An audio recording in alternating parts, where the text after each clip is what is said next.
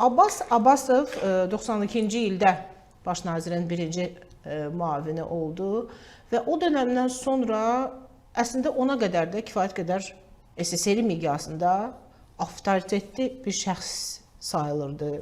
Özəlliklə hardan Özbəkistan SSR miqyasında avtoritetli. Bəli, Özbəkistandakı biznes əlaqələri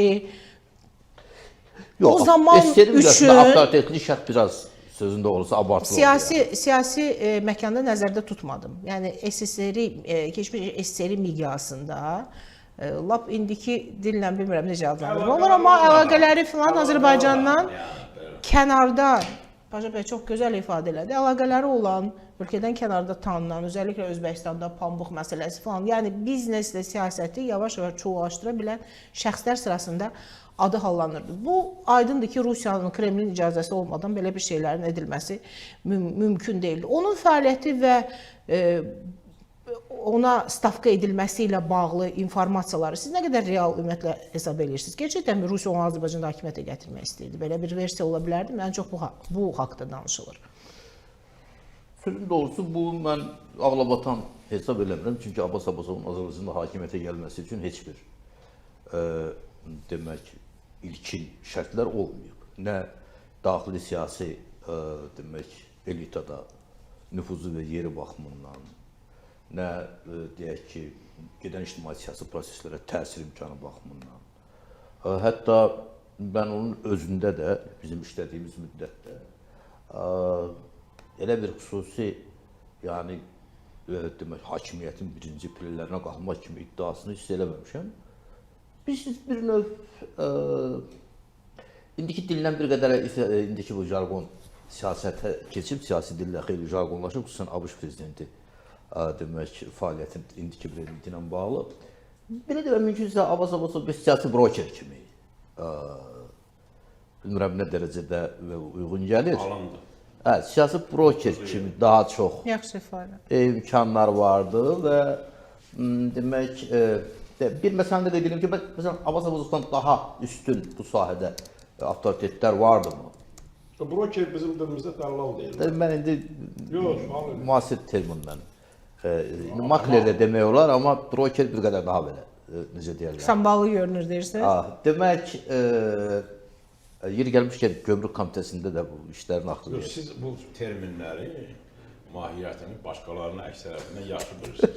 Keçən dəfə bir verilişdə bu elmdən əllaməçilik haqqında çox gözəl bir bəli, ortada danışarıq. Hə, Fazil bəy xahiş edirəm burada sataşmayın. Yox, Fazil bəy ümumiyyətlə adını çəkmədik. Söhbət getdi elmdən əllaməçiliyin fərqindən, onu qəşəng təşkildə deyirsiniz.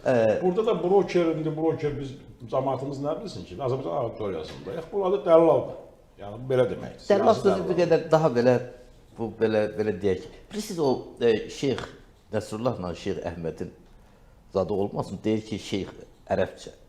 Bu təxminən indiki dillərdə bu tür ərəbcə dırnaq arasında danışmam. Nəysə, demək istəyirəm ki, məsələn, mən bir faktı deyim, bir anda ki, bu Abbas Abbasovda siz çoxdan da xallanır. Məsələn, Abbas Abbasovun bir Vaqif vardı Gəncədə. Vaqif. Hacı Vaqif. Məsələn, onun ağsaqqalı o idi. Vaqif idi. Vaqif. Niyə görə mən deyirəm? Bir dəfə bu, sonradan da bizə qarşı bu 4 iyun hakimiyyətə qarşı 4 iyun qiyamının əsas təşkilatçılarından biri kimi çıxış eləmişdi, bilirsiniz, o dövrdə. Sonra ayın 20-si, iyunun 23-ündə təxminən bu kriminal avtoritet Ruslan Zobik ləqəbli, Ruslan familiyasını mən xatırlamıram. Onun tərəfindən hər ikisi bir-birin demək güllələdi və öldü. Demək istəyirəm ki, məsələn, məncə deməli Abbas Abbasovun Rusiya ilə əlaqələri o vaxt mənim məlumatım da və bir qədər də yəni təhlillim də odur ki, Vaqif vasitəsilə qurulmuşdu. Vaqif Özbəkistanda uzun müddət yaşamışdı orada.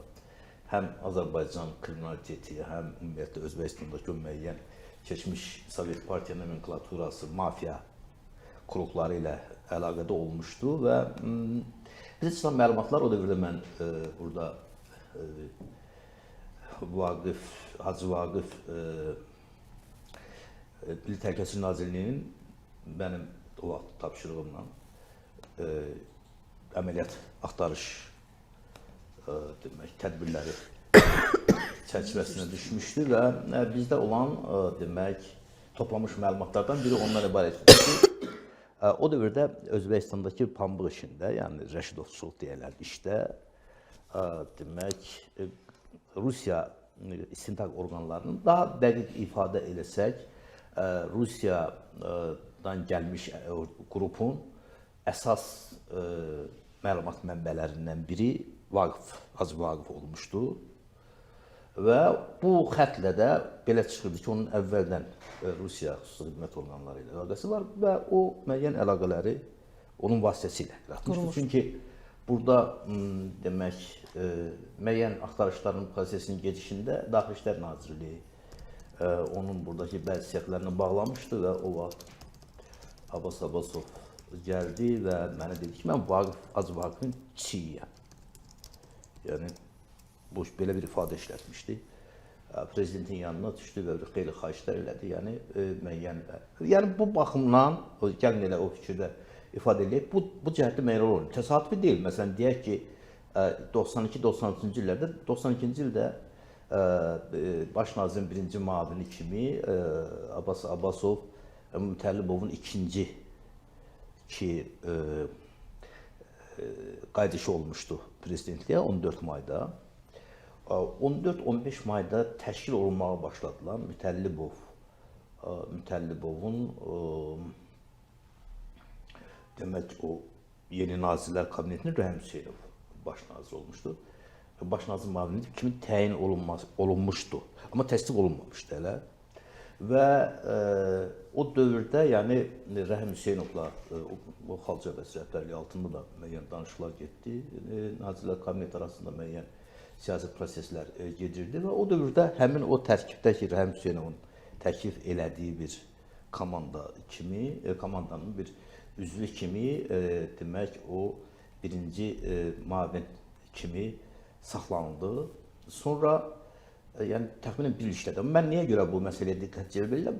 Elçi bəy hakimiyyəti dövründə də, hökuməti dövründə də onun əsas vasitəsi bu vasitəçilikdən, müəyyən əlaqələrin qurulmasından demək ki, bununla əlaqədar idi və bu cəhətdən Abbas Abbasovun müəyyən imkanları yox deyildi. Təsadüf deyil, Abbas Abbasov 93-cü il çevrilişindən sonra da düz 2006-cı ilə qədər Əsasında qaldı. Müəyyən bir dövrdə başqa bir vəzifəyə keçirilir, 93-94-cü illərdə yenə hökumətdə qalır, sonra yenidən birinci müavin demək vəzifəsində qalır və yenə əlbəttə ki, bu nəzərə alınmalıdır ki, 2006-cı ildə də İstiqlal orderini alıb pensiya gedib, ya istifa gedib. Bu da bir faktdır. Mən bilmirəm, indi o araşdırma zamanı İstiqlal orderində götürülüb, götürülməyib. Söhbət Azərbaycan mükafatından gedir. Təkcə Rusiya ilə yox, Abbas Abbasovun Türkiyə hakimiyyət dairələri ilə də müəyyən əlaqələri vardı və demək, yəni bu sahədə bir növ belə deyək ki, onun bu müəyyən işlər görə bilirdi. Yəni bu siyasi kimliyi üzərindən idi, yoxsa biznes üzərindən? 92-ci ildə də, 92-93-cü ildə də, daha sonra məsələn 93-2006-cı ilə qədər də kənd təsərrüfatı sahəsinin belə deyək ki, iştirak edib idarə olunmasında. O quş əsasən sənayesində olub, onun ləqəbi də elə o mənada elə buradan götürülürdü. Amma yəni kənd təsərrüfatı sahəsi tapşırılır rəsmən, amma demək, əslində əsas vasitəsi o siyasi demək. Nə ləqəbi vardı ki? Hə? Nə ləqəbi vardı ki? Mən indi eşidirəm ki, onun ləqəbi olub. Yox, onun quş abbas deyirlər də, o quş işte quş sənayesində Xırdalan kombinatında olmuş, Abşeron rayonunda, sonra Özbəkistanda da o sahədə demək işləmişdi, o mənada yəni. Hə, quş abbas. İndi məsələn, indi müəyyən müzakirə gedir ki, deyək ki, bu Azərqaz olsun, yoxsa Azərqaz. Məsələn, o dövrdə bir Azərquş da vardı. Şirkət kimi ya bir toplantı. Azərquşçuluq.